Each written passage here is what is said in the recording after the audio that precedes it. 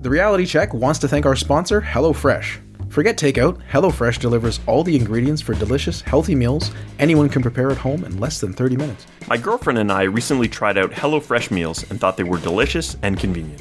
As we are expecting our baby girl in a few months, we don't expect to have a ton of time to dedicate to making meals.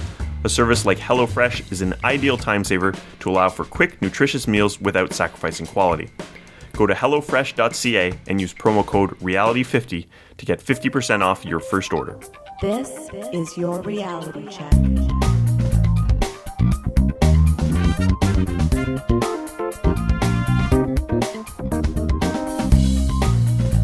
Hi everyone, and welcome to The Reality Check, the weekly Canadian show that explores a wide range of controversies and curiosities using science and critical thinking.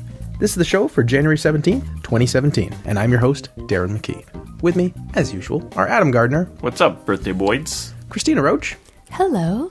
And producer Pat. Hi, everyone. We have a great show for you today. I'm going to revisit the topic of celebrity deaths in 2016. And then Adam is going to explore the birthday problem. But first, can you copy fingerprints from a selfie, Pat? So in the last couple of days, I've seen a bunch of headlines about this. Here are a few. Stop flashing peace signs in your selfies. Thieves can scan your fingerprints. And how your selfies are allowing crooks to steal your identity by zooming in on your fingers. And peace sign selfies could give hackers your fingerprints. Scary stuff, huh? Wow. Were any of these headlines in Japanese targeting the people that they should be speaking to? The origin of this story appears to be a January 9th article that appears in a Japanese news outlet, Shinkei Shimbun. The article has since been taken down, but Snopes has a link to an archive of the translated article. Here's an excerpt from that translation. Posting photos taken from your face and hands together on the net may cause individuals and fingerprints to be identified. Celebrities in which images are frequently displayed are particularly dangerous to be targeted. Even if you do not submit it to yourself, there is also the risk of being reflected in the photographs taken by other people. Once this hit English-speaking press, as evidenced by the headlines that I read earlier, it became even scarier. Cosmopolitan and Teen Vogue both reported that researchers claim, quote, just by casually making a peace sign in front of a camera, fingerprints can become widely available, and fingerprints could easily be recreated if the lighting is right and the fingers are properly positioned. The majority of the original article, however, was about Isao Echizen, a professor and researcher at Japan's National Institute of Informatics, or NII, discussing the institute's efforts to develop technology that could prevent identity theft using fingerprints, rather than the actual risk of such threat. NII are developing a transparent film containing titanium oxide that can be attached to fingertips to hide your prints. What the research actually said was that investigators found that if the focus and lighting was just right, they could recreate fingerprints from images shot up to 3 meters or 10 feet away. I should note that there is a video of them taking such a picture, and the photographer is clearly taking a picture tightly focused on just the fingers of the hand. It's not a selfie of someone flashing a peace sign. So, is this a for real threat? Well, sort of and not really. One thing is pretty certain, though, it's not news. In 2014, Jan Chrysler, known in hacking circles as Starbug, spoke at the Chaos Communications Congress, a German hacking conference. He demonstrated almost the exact same technique for faking fingerprints using high-definition photographs of the German Minister of Defense to create a 3D mold of her fingerprints. Sheesh. Have some Mission Impossible music play in the background as you say that. For sure. So in theory, this can be done, but it doesn't mean it's easy or that anyone is actually doing it outside of researchers. According to Jason Chaikin, president of a biometrics verification company that produces high-res fingerprint sensors for mobile devices, quote, there's no more vulnerability now than there was a year or two ago. I'm guessing that this recent hype is because one organization wants to promote a solution to a non-problem. Yep. Snopes agrees, saying, quote, no evidence was presented to demonstrate that hackers are currently using photographs to duplicate fingerprints in order to commit crimes or steal identities. Chaikin also says that, although it's technically possible, it's really, really hard. Quote, To get the finger ridges is really, really difficult. 9 out of 10 times, the focal point will be on the face, and then forget it. Your fingers will just look like blurs. And of course, that comes back to the video I mentioned where researchers were taking a tight shot of just the fingers. I quite like the summary of a decently skeptical Engadget article about this.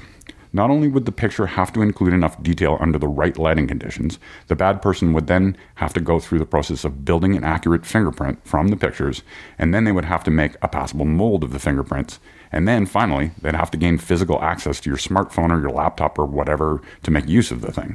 The sheer amount of effort required to just get into someone's phone is why we're unlikely to see any widespread use of the techniques. There are easier ways to hack people. Mm-hmm. Well, especially when the alternative is like looking over someone's shoulder and seeing the code they put into their phone. Or social engineering. It's a great point, Adam. Yeah. This is a bit of fear-mongering by a company trying to drum up some interest in a product they're developing. Don't believe the hype. Go ahead and snap those peace selfies. So one thing that came to mind when I first heard about this was like you mentioned, right? If it's not at the right depth, it's not going to focus on it. But that kind of depends on how someone's taking the picture. So if they're holding their peace signs in front of them, sure. But like someone could be holding them next to their face or near their face or at the same depth as their face. So it is theoretically possible. And also, I'm sort of thinking of the future. Now you got a 10 megapixel camera in your pocket, but you can have a 20 megapixel DSLR. Well, what if that becomes 40 or 50 in another 10 years? Just because, not because it's necessary, but just because it's so easy and cheap to just have these incremental achievements. Would that be better? But if the quality of the scanner improves with it, then that doesn't really matter. Cameras are going to get so much better, the resolution is going to get so much better, but so is biometrics. It just simply is going to happen. It'll be a bit of an arms race. I actually had the same thought as Adam, and I often think that some things that are myths now may not be myths in the future. So you get both the education of this is not true, but think about the future and it might be. Yeah. Well, this is definitely true. This is true. It is possible. Yeah. But the simple fact of the matter is what I said at the end of my segment, that there are so much easier ways to hack someone that this is not the way to go about it. You also have to bet that something that you want that they have uses their fingerprint. A lot of people do use their fingerprints, but currently I have nothing that uses my fingerprint. Now, maybe you could set something up and then hack me that way, but that's a lot of work. And biometrics are generally used as a more secure alternative to things that are much easier to exploit than this. I would say someone uses a handprint to get into a building. Well, most people just use an RFID card, which it's not easy to, but you can skim it with a big scanner, suitcase-sized scanner that you get within a foot of them.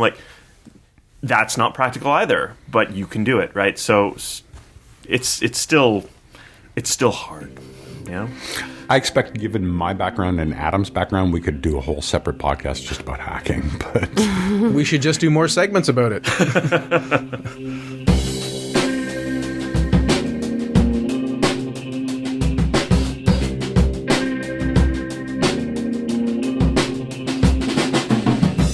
And now, revisiting the topics of celebrity deaths in 2016.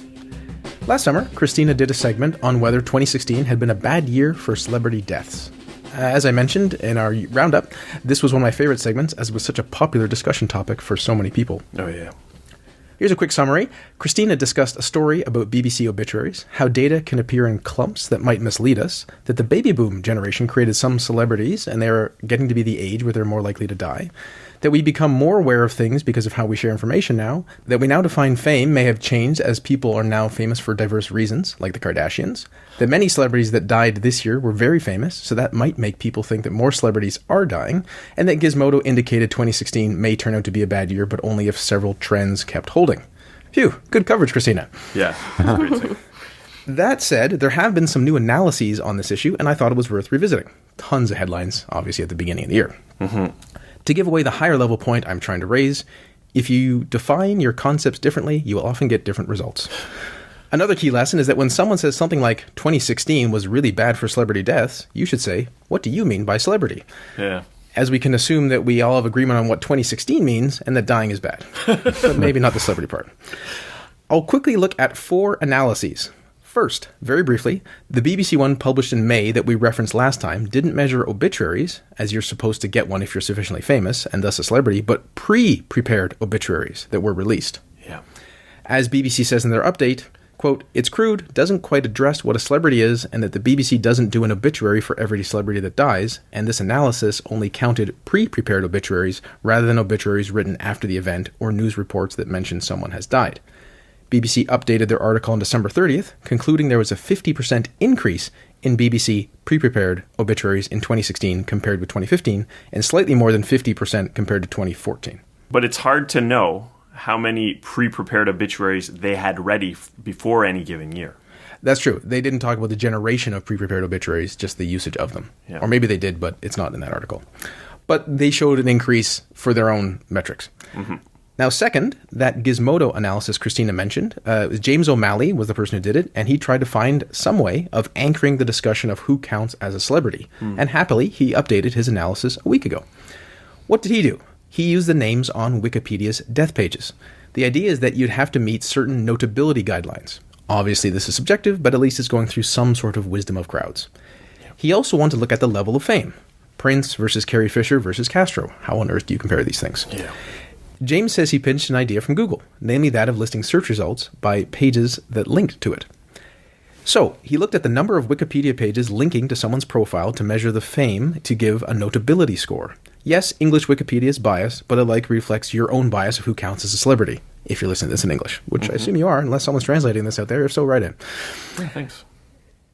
He performed data analysis on the approximately 40,000 people who Wikipedia lists as having died over the 6 years 2010 to 2016. He found that 2016 was indeed the worst for deaths by a small margin.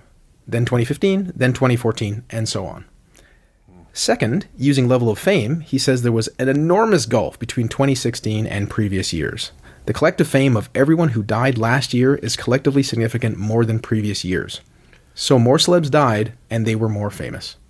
So the only potential problem with that data would be if somehow Wikipedia just skyrocketed in popularity between 2015 and 2016. I don't think that's true, but that's sort of another confounding factor. It's hard to measure that growth. Indeed it is. Third, another Wikipedia analysis, this time from the MIT Media Lab, and we link this on our page on Facebook, defines someone as famous if they can be read about in 20 or more languages. Huh. They focused on 29,400 people who were present in more than 20 Wikipedia language editions as of February 2016. They found that the number of famous people that died has increased linearly from 86 in the year 2000 to 195 in 2015. In 2016, they said they observed that less famous people died than expected. So why did it seem worse? Well, if you change the threshold from 20 language editions to over 70 languages that you can read about someone in, then 2016 is in fact exceptional. Huh. In 2016, it said we observed the death of 16 mega-famous people, while in 2015, 2014, and 2013, the numbers were respectively 9, 10, and 14. Mega-famous. Yeah, I know.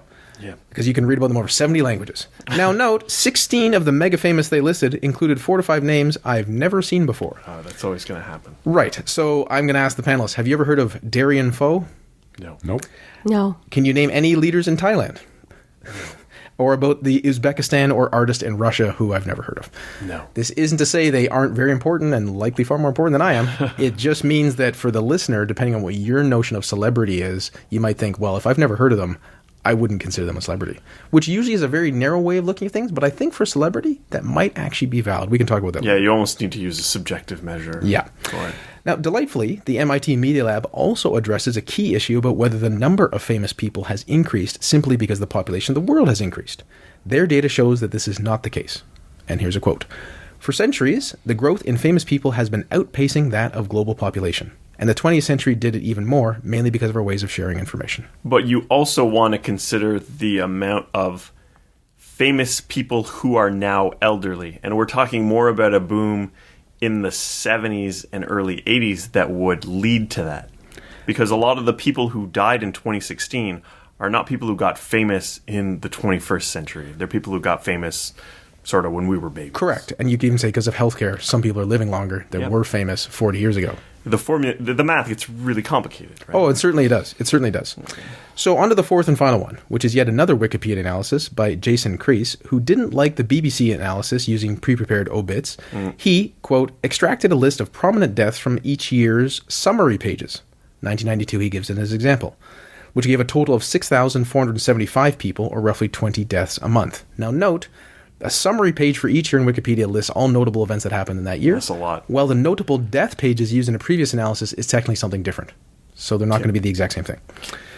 Then he got the length of these biographies in bytes and the number of revisions per article. Going with length, starting from 1987, football player Johan Cruyff, sorry if I'm mispronouncing that, had the longest entry.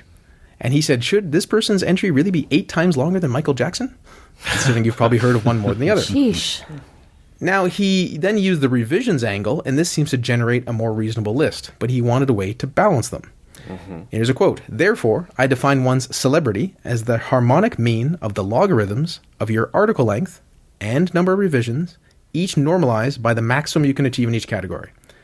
Now, I'm not going to explain in detail what each of that means, because what I do understand, I can't easily communicate in the time we have, and I don't understand everything. In short, it is a nice balance between the two. It's a way of using math and having them weighting appropriately so they combine nicely. So long and rarely revised, and short and heavily revised both score poorly. So he has 2 categories. One is mega celebrity, which means you're in the top 200, and the other is celebrity, which is in the top 1,000. For the top 200, he said he would predict 17 deaths in 2016, but there were 25. And this is just outside the 99.5% prediction interval given by his model, so he says that's roughly a 1 in 200 years event. Wow. For the top 1,000, he predicted 78 by his model, but there were 99, which is at the 99% prediction interval. So this is roughly a once-in-a-century event. In short, it was a bad year for celebrity deaths compared to previous years. So, all to say, by pre-prepared BBC obituary, by Wikipedia notable deaths and links, by over 70 different language articles, and by combining article length and revisions, we conclude 2016 was a bad year for celebrity deaths. If we use the 20 language metric that you can read about, this isn't the case. It was good to know that there are in fact more celebrities, but you'd want some notion of the ratio of how many celebrities died compared to how many others there are. But that shifts so quickly with time and place, it is exceptionally difficult. And why I talked about what does a celebrity mean to you, there are people who are famous in China, which are far greater than the population of Canada by a factor of 30. And we have never heard of them. And you're like, well, that's not someone who's famous. Versus a Canadian celebrity, who they've definitely never heard of. But the people who have been making comments about it are English-speaking people in North America. Right. So that's why when someone says, look, we're going to look at whoever you can read about in 20 languages, I'm like, well, okay. But I don't think that's as relevant for the English-speaking world. And usually I don't like that narrowness, but as I said in this case, I think it kind of makes sense that you kind of go with who you think is famous. If you don't know who Tom Cruise is, he's not famous to you. Now, you could say, how did you manage that? Have you not seen Far and Away? But no, I haven't seen Far and Away, but I'm a big Tom Cruise fan. What a weird question. That's his key all movie. the Tom Cruise movies that you could have chosen. Another factor, there's a notion of ratio. How many celebrities died compared to how many there are at that particular moment, which I'm not even sure how you go about measuring that. Then if we're talking about celebrity as a concept, as in the size of the celebrity matters, someone could have so much so-called celebrity as an amount that their death is worth 2 or 3 other celebrity deaths, if you're going to try to measure that way. So there could be more quote-unquote celebrity death from a couple people than from 10 people.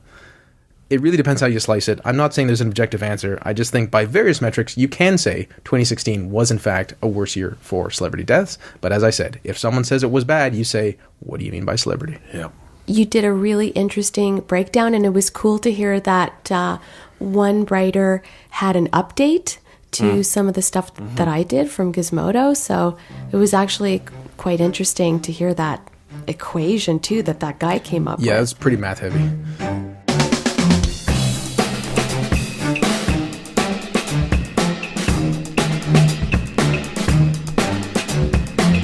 From death to life and birthdays. Adam, is there a birthday problem? What are the chances that 2 people in a room have the same birthday? Well, it depends on the size of the room. Let's phrase it another way.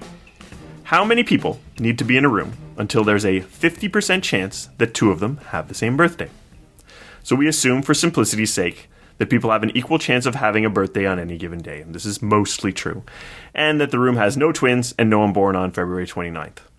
The results will be nearly identical if we somehow factored this in. It just makes the math a lot more complicated, and that doesn't really help us with our analysis. So, Darren, I won't ask you for what you think this number is, because I know that you know the answer. Pat and Christina, if you've heard this already, I guess you don't need to answer either. But if you haven't, what would you guess is the number of people that need to be in a room so that there's a 50% chance that two of them have the same birthday? So this is a common icebreaker for like team building exercises. Yep. I'm very familiar with it. Christina? I'm not sure of the answer, but I have read about this before and was quite interested in it, and I think it was 20-something people. All right. So a lot of people will say something like 183 because it's slightly over half of 365. But the truth is, and you guys were all kind of had an idea or knew it, the number is 23. With a little dissection of what the question means, we can see why this number isn't really that low. But a lot of people are often surprised by this. But it should be said that, well, not everyone is surprised by it. I don't find the birthday problem or birthday paradox results to be that surprising, but it may just be that it's been so long since I first heard it that I can't really think of it in any other way. Everyone break out your abacus. Here we go. Strap in. So it seems to be attributed to people's tendency to think of things linearly and not exponentially. So if you're trying to, say, tell what the chances of someone having the same birthday as you are, or what the chances of someone having a specific birthday, like January 1st, then this is going to be linear. But that's not the question, and the probability of two people having the same birthday increases exponentially with the number of people. So the math for the actual formula is a bit tricky, not really worth dwelling on too much. To get to the answer, people just want to be told the formula, but the formula isn't one that you'll be able to easily calculate in your head, but the concept is something that I want you to kind of understand.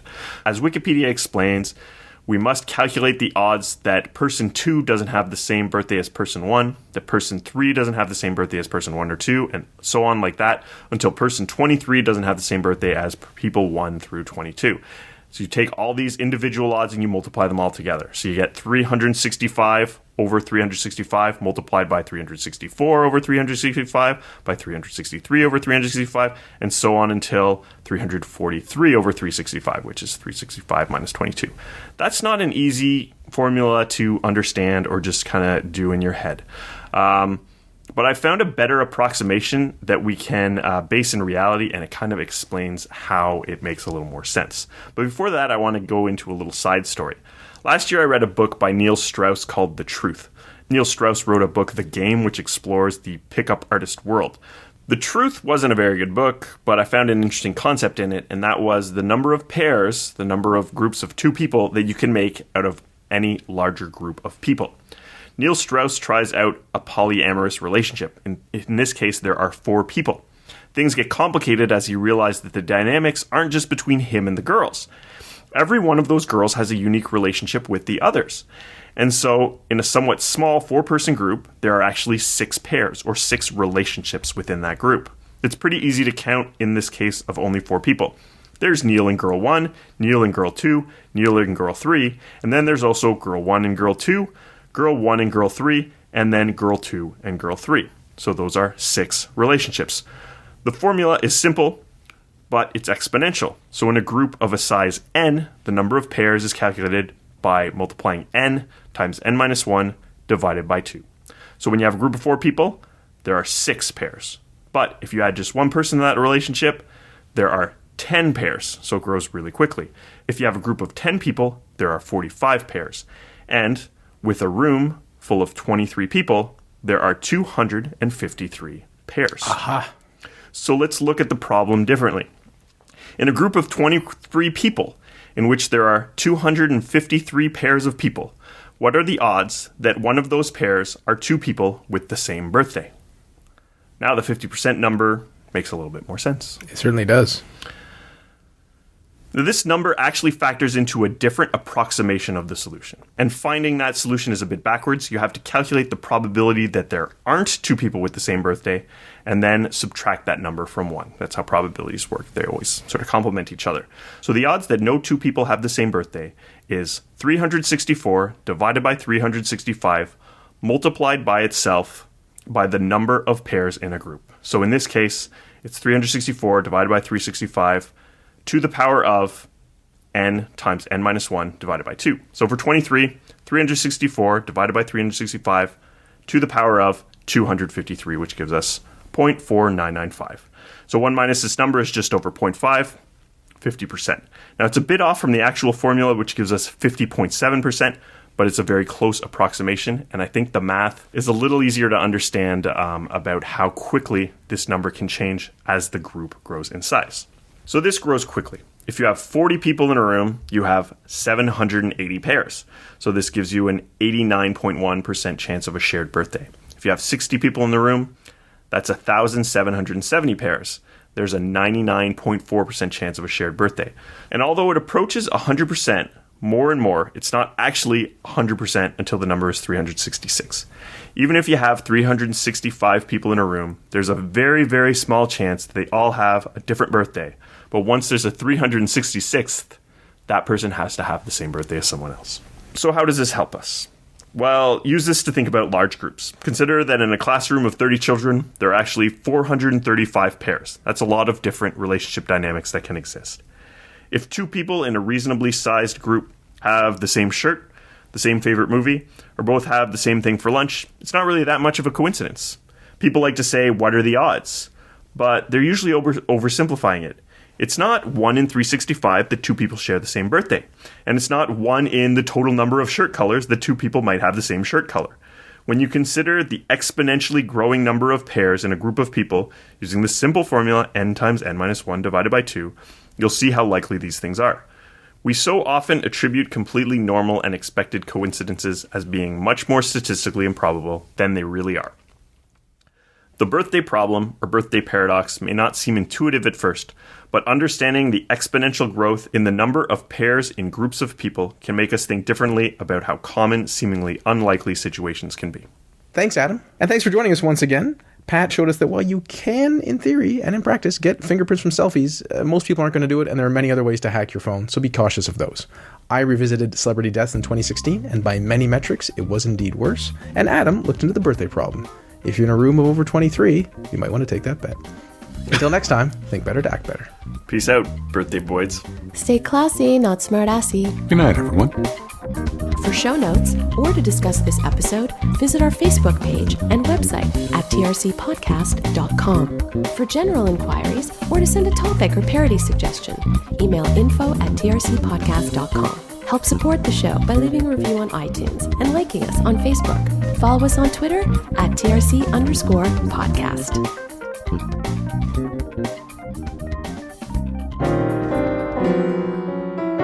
Outtakes. Depends on the size of the room. You mean the number of people in it or the size of the room? The size of the room measured by the number of I don't think the size of the room is relevant. The size can be measured in people. Oh, that's what you meant. The size of a group. Oh, that's what you meant. How many people are in the room? Yes. I'm kidding. Do you want to start again? Maybe. Sorry. Us doing math on the show has always worked out. So, also, 0.99999 repeater doesn't equal 1. The probability of that is 100% true.